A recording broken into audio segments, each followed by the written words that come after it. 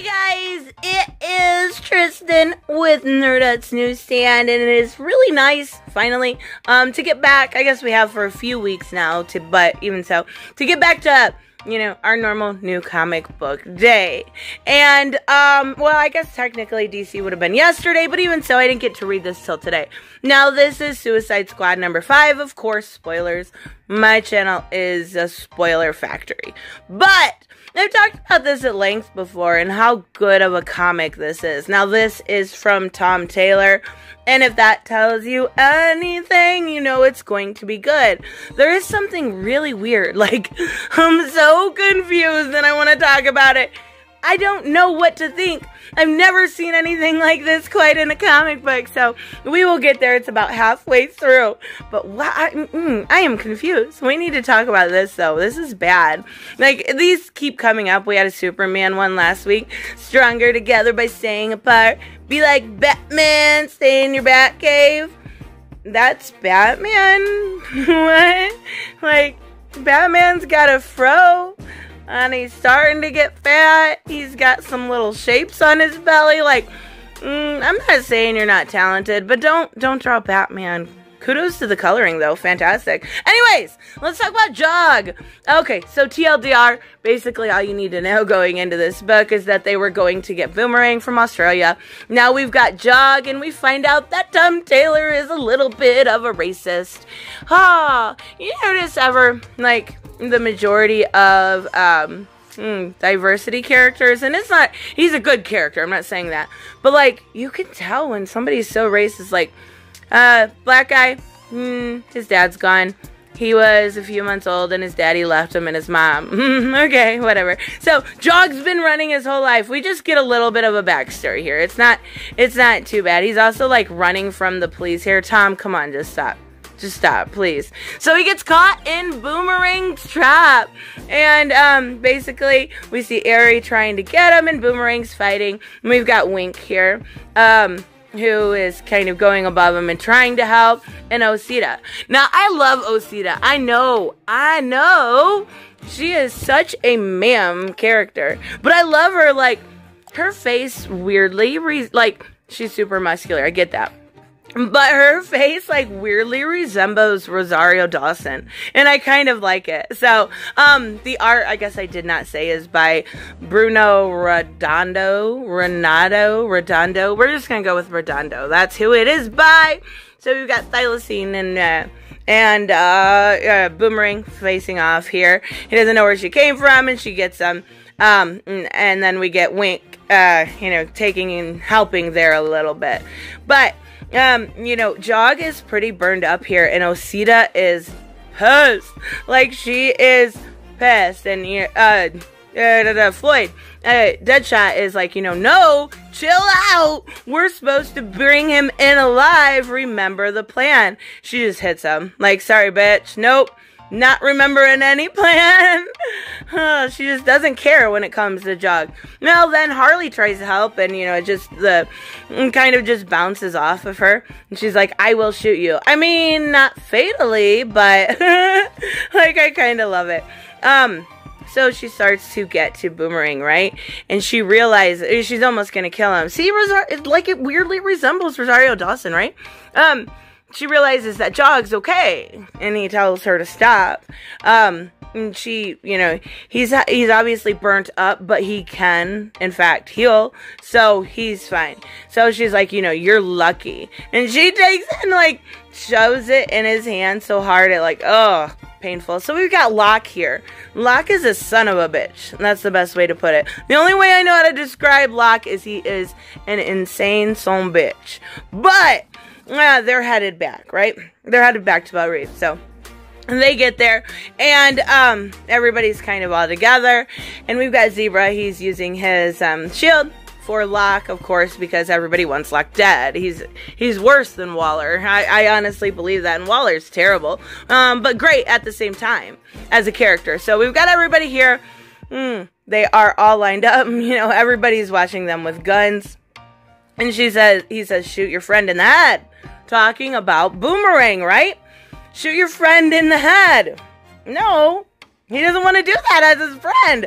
Of course not. But we also see here that, like, every single person behind him has the exploder thingies, detonators, that's the word I'm looking for, to blow them up. So it's not just luck, even though he's got, you know, his little, that word. And, so, he's like, you know, I own you, blow him up. And so he shoots Zebra, making his force field, that's the word I was just looking for, go away. So his force field's gone, no more. He's like, you don't own me. Now this is where it's gonna get weird, okay? Because I don't understand it. What? Like, okay, obviously, you know, Deadshot shot him in the face. But why is this, like, pro-censorship or anti-censorship, Tom? Like, I don't know. Like, it could be like, you know, he's shooting the comics code in the face. Or it could have been DC going, nah, you shot him, you know, point blank in the face, and they didn't like it, so they stuck something over it. Like, I don't know. I really don't know why they did this. Now, I would be curious to see what Tom Taylor had to say about this, or even the Redondo guy, because I don't understand it. Like, I would love to know your guys' thoughts on this, because I don't know if this is, like, really, it's either pro-censorship, him being censored, or it's some sort of weird anti-censorship meme, as far as comics go. So, very fucking weird though, right? Like, so, they're gonna improvise. They have to, because everybody has the detonators, get everybody. And she says, Jug, get every trigger, every single one, take them all. And that's exactly what he does, but he says, you know, when your life flashes before your eyes, because he's a speedster, it's a little bit faster. Now we see here, and I love the way they do this art with the reflection into his glasses. So we see, you know, him with his mother, him as a teenager or a child, him a little bit older, him working with Suicide Squad team, you know, him and his friends, him and Osita, who are good friends, and then we see the detonator. I love the way they did that. And she, you know, he goes to Osita, says, I almost got them all. And, you know, she's saying, chase them down, do me a favor, run, get the hell out of here, get out of Belle Reve. And yeah, that's it. Jug's gone. So here's the thing. If they have no problem showing Jug's head being blown up right here, and we've seen a lot of death in this, like, a lot of death within these 5 issues, why would they have a problem showing Locke's head being blown up? So I don't know. I'm so confused. I really, really am. So she's upset, obviously. She says, you know, we're leaving. Deactivate the bombs. You know, get the hard drives. Get everything you can carry, and let's get the fuck out of here. So, twist of the... Okay, well, it's coming up. So, she needs to use Deadly Six, who uses greed for, you know, the deadly sins. And, figure out where, you know, who's behind all of this? What is going on? Who's really pulling the trigger? So, we find out. My God... Are you kidding me? I never, ever expected it to be Ted Kord. I kind of love it now that it is. But Ted Kord being behind all of this, like, I don't know if I believe him or if I want to trust him or what. So, you know, he says, you know, I tried to tell you guys are in trouble. You are, you know, these people want to control you. And they say, you know, we're not being controlled. He's like, well, obviously. He says, I need you to let me explain. Like, he's trying to be a good guy. But, you know, Thylacine pissed. She's like, you can explain when we come for you. And he, you know, he's like, you don't realize how much trouble you're in. I don't know whether I believe him or not. Like, why would he be behind all of this if he was believable? Like, why would he have to hide? And he's like, you know, if I were you, I'd surrender. They don't look like they're, they don't look like they are about to surrender. So yeah, that's not gonna happen. They jump out, they get out, they start running, and, we're gonna get the, I guess the answers in, the annual, and then obviously number 6, but wow, and it's got a tease, hunted by the bat, so I'm assuming we're gonna see, some bat, you know, Batwing, Batman, Batwoman, Batgirl, somebody's gonna show up. But my God, like, what is that weird meme thing? It's so strange. Like, honestly, this whole series needs to be read. This is one of the best going on right now. But I'm so confused, and I'm going to think about it all day because of my OCD now. Thanks, Tom Taylor.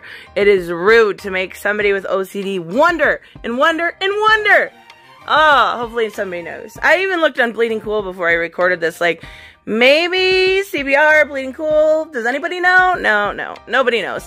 So, really cool issue. I'm really glad to see this moving forward. I love Tom Taylor. The art was good. The turns and twists in this are absolutely fantastic. I love everything about this series. Yeah, you had those people going around, my diversity. No. You haven't read it if that's what you're thinking.